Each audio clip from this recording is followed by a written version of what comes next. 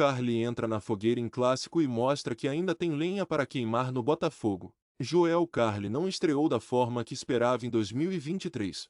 O zagueiro precisou entrar no jogo entre Vasco e Botafogo para dar sustentação ao sistema defensivo alvinegro e tentar conter os ataques cruz-maltinos. O jogador entrou na vaga de Felipe Sampaio, que caiu desacordado no gramado do Maracanã.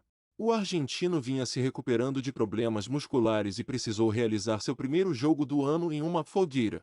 O defensor mostrou que ainda está sem ritmo de jogo e teve dificuldades para conter alguns ataques em velocidade do Vasco. No entanto, ele provou que ainda tem a personalidade e liderança que o credenciaram como ídolo do clube. O argentino reclamou constantemente das decisões do árbitro em campo e esteve bem posicionado para afastar algumas jogadas de perigo do adversário. O zagueiro chegou a marcar um gol no fim do segundo tempo, mas o bandeirinha assinalou o impedimento. Com 36 anos, Joel Carli mostrou que ainda tem lenha para queimar no time de Luiz Castro. Mesmo com 2 jogadores expulsos, os defensores alvinegros conseguiram conter boa parte dos ataques cruz-maltinos e acabaram sendo vazados por desatenção na bola aérea.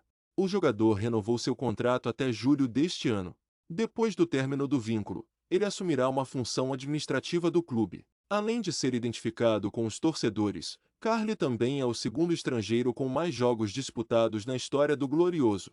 Apesar das tentativas do argentino, os cruz-maltinos conseguiram furar a defesa alvinegra. Com Adrielson e Rafael expulsos, Botafogo acabou sendo derrotado pelo Vasco por 2-0 no Maracanã e sofreu gols após completar uma marca de 5 jogos consecutivos sem ser vazado. O time de Luiz Castro entra em campo no dia 25 de fevereiro, diante do Flamengo, às 18 horas, no Mané Garrincha, em partida válida pelo Campeonato Carioca. Isso aqui tá muito